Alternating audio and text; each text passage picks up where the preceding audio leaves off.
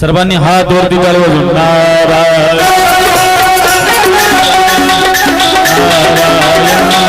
नारायण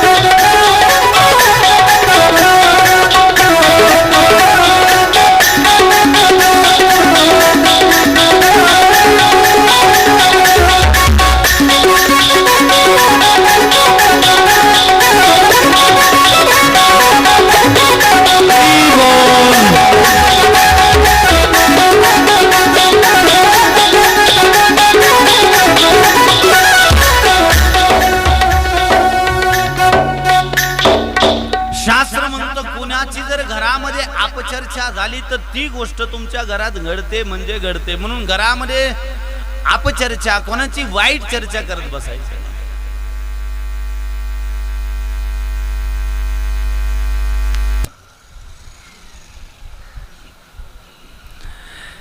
ज्या गोष्टी आपल्या घरामध्ये घडू नये असं वाटतं त्या गोष्टीची घरात चर्चा करायची. म्हणून एवढ्या वर्षाच्या शिवमहापुराण कथेत तुम्ही एवढं जरी लक्षात ठेवलं तर मी म्हणत शिवमहापुराण कथा सफल झाली. बाकीचं काहीच नाही लक्षात ठेवलं तरी चालतं. एवढंच लक्षात ठेवायचं, घरामध्ये कोणासोबत अपचर्चा, कोणाची वाईट चर्चा करायची नाही. परंतु आपल्याला लय गोडी कथेतलं काहीच लक्षात राहत नाही.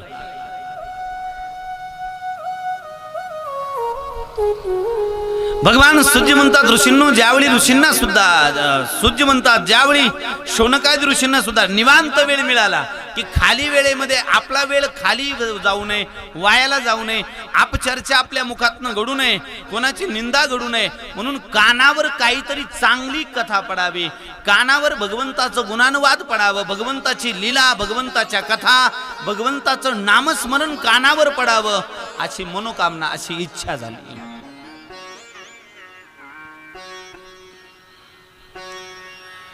आणि ज्यावेळी ऋषींच्या मनामध्ये इच्छा झाली त्यावेळी ऋषींनी विचार केला, कोण आम्हाला कथाकार सापडेल, कोण वक्ता सापडेल.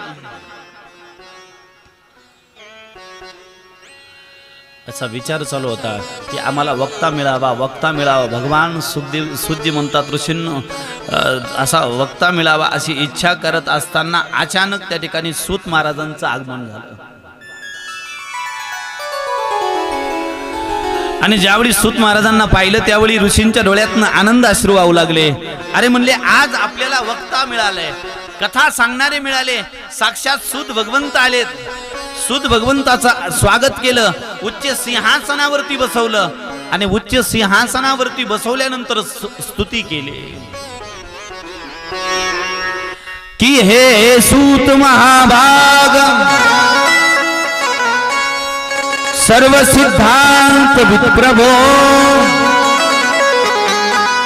आख्यायिने कथा सार, पुराणानाम विशेषत, हे सूत महाभाग. ज्यावेळी सुतांचं आगमन झालं त्यावेळी सुतांना पहिलं महाराज संबोधन केलं. म्हणले, महाभाग्यवान आहे.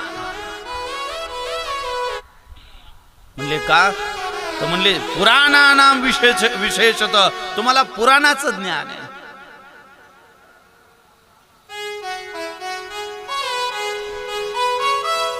दोन तीन गोष्टी जीवनात विशेष प्राप्त झालेल्या आहेत. म्हणले काय? पहिली गोष्ट मानव देह मिळाला. म्हणले विशेष विशेष उपलब्धी, मनुष्य देह मिळणं म्हणजे विशेष उपलब्धी. म्हणले जसा आंधळ्याच्या हातात कावळा मिळावा तसा आम्हा तुम्हाला मानव देह मिळाला.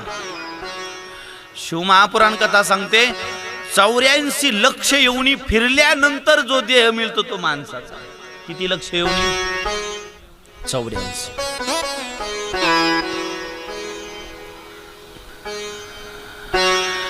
आता एवढा नरदेह मनुष्याचा मिळालाय. पुढच्या वेळेस जर तुम्ही म्हणले नाही मला पुन्हा खारोळात पाहिजे, पुन्हा मनुष्य जन्म पाहिजे, मागून सुद्धा मिळेल की नाही गॅरंटी नाही. म्हणले हा मिळाला एकदाच, 84 लक्ष योनीमध्ये एकदाच एकच चान्स आहे. म्हणले जसा आंधळ्याच्या हातात कावळा यावा,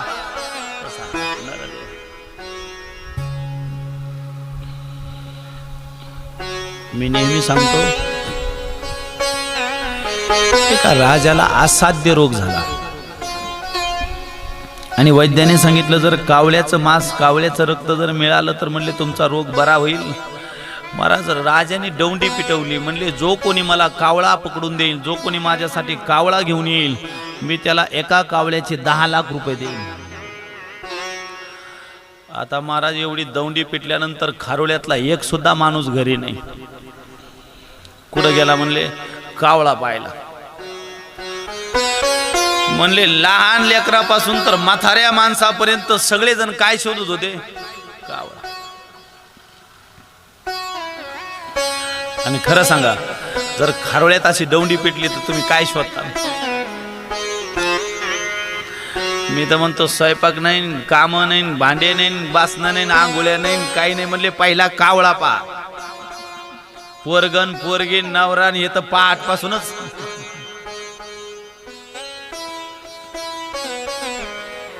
राजाने दौंडी पिटवली. म्हणले मला जर कोणी कावळा पकडून दिला तर म्हणले जो कावळा आणून देईल त्याला मी 10 लाख रुपये देईल.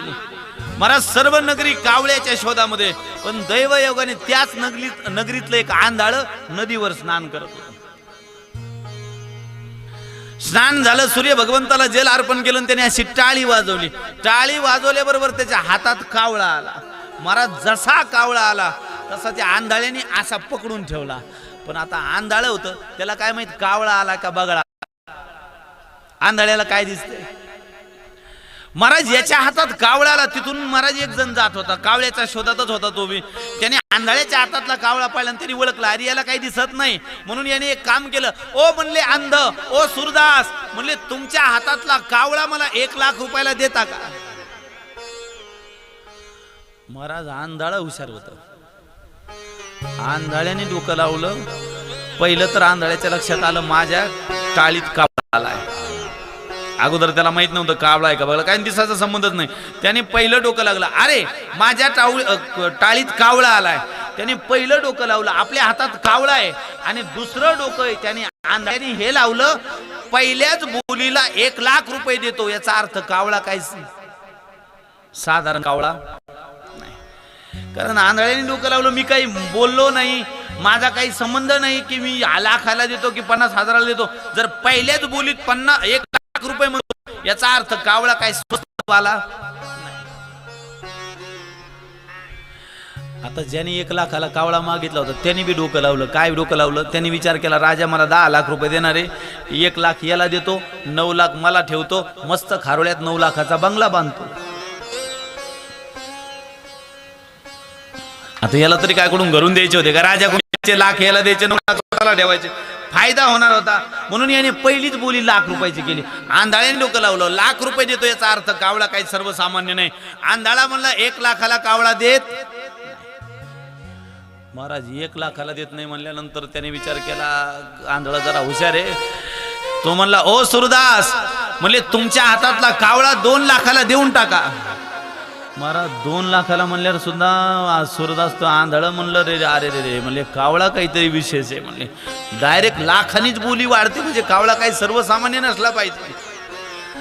अशी बोली वाढत वाढत वाढत वाढत बोली गेली 7 लाखापर्यंत. किती लाखापर्यंत? 7 लाखापर्यंत बोली गेली.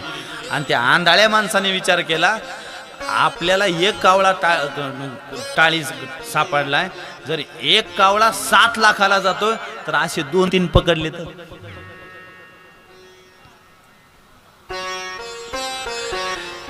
त्याने विचार केला असे जर 3 पकडले तर 7 त्रिक 21, 10-11 लाखात खावळ्यात घर बांधतो, 10-1 लाख बँक मध्ये बॅलन्स म्हणून टाकून देतो. नवरा बायको म्हणजे LED लावून घरात आरामशीर खात बसतो. करायचं नाही, शेतात जायचं नाही, हरभरा पेरायचं नाही, ज्वारी पेरायचं नाही, काही टेन्शन नाही.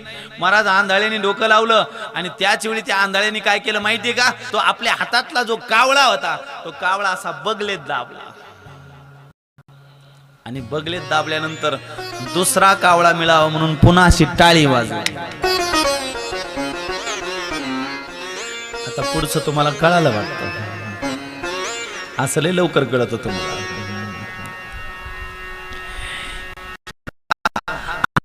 नाहीये ही कथा आमची तुमचीच आहे. आम्हाला तुम्हाला जसा त्या आंधळ्याला सहज कावळा मिळाला तसा आम्हा तुम्हाला सुद्धा सहज मानवदेह मिळाला. परंतु मिळाल्यानंतर म्हणले या मानवदेहाला आलेल्या जीवाची अपेक्षा वाढली. काय काय अपेक्षा वाढली? म्हणले पोरीचं लग्न झालं का भजन करील, पोराचं लग्न झालं का भजन करील, एवढा बंगला झाला का भजन करील, तेवढं भजन करील. म्हणले असं करत करत करत करत मथारा झाला. जसा त्या आंधळ्याच्या हातातला कावळा निघून गेला तसा याचा अख्खा मनुष्य देह जन्म वायाला गेला. अनमोल तेरा जीवन यूं ही गवा रहा है, अनमोल तेरा जीवन यूं ही गवा रहा है, अनमोल तेरा जीवन यूं ही गवा रहा है. किसी और तेरे मंदिर, किसी और तेरी मंदिर कहीं और जा रहा है, तेरा जीवन मेरा गवा रहा है.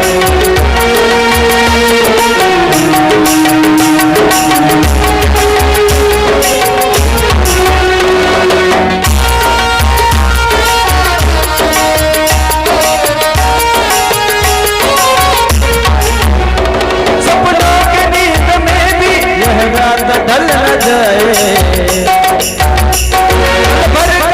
भरोसा निकल न जाए,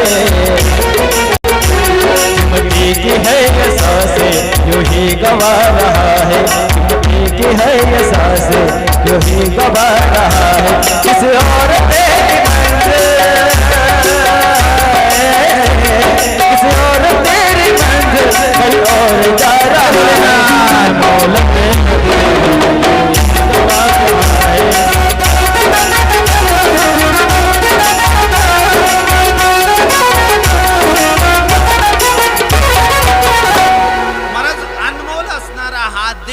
केवळ काही अपेक्षेमुळे काही गोष्टीमुळे आपण प्रत्येक वर्ष प्रत्येक दिवस फुकट घालतो. बरेच जण म्हणतात आता एवढ्या पोरीचं लग्न झालं ना मी मोकळी झाले. माणसं म्हणतात एवढ्या पोरीचं लग्न झालं ना मी मोकळा झालो. महाराज कशी तरी जमवाजमी करून पोरीचं लग्न लावून देतो. पोरीचं लग्न झालं की आता म्हणतो टेन्शन गेलं महाराज, जमवाजमी झाली, लग्न झालं, आता फक्त म्हणले 2-4 जणांचं 10-5 लाख रुपये देणं आहे. एवढं देणं झालं का मी मोकळा झालो भजन करायला. तेवढे देणं इकडं तिकडं कसं तरी पीक करून कसं तरी इकडं तिकडं करून ते 10-5 लाख रुपये देतो. पैशातून मुक्त झाला का लगेच म्हणतो आता पोराचं लग्न करायचं. एवढं घर झालं का? बस एवढं घर झालं. आणि ह्या वर्षी उन्हाळ्यात पोराचं लग्न झालं का मी जगदीशानंद महाराज सोबतच जातो. महाराज जमाजमी केली, घर बांधलं, पोराचं लग्न केलं. पोराचं लग्न झालं का ज्या पोरीचं लग्न झालं तर ते डिलिव्हरीला आली. आता मला फक्त एवढ्या पोरीची एवढी डिलिव्हरी झाली का मी भजनाला मोकळा. महाराज पोरीची डिलिव्हरी केली, इकडं तिकडं जमाजमी केली, 1-2 लाख रुपये, लाखभर रुपये खर्च आला. म्हणले आता एवढं फेडलं का मी महाराज सोबत जायला मोकळा. पोरीची डिलिव्हरी झाली नाही तर लगेच गुड न्यूज, सुनबाई प्रेग्नेंट. तिचा दवाखाना सुरू झाला की हा परेशान परेशान परेशान. म्हणले मसनात गावऱ्या गेले तरी यांनी भजन केलं नाही. म्हणून इथं बसलेल्या प्रत्येकाला माझी विनंती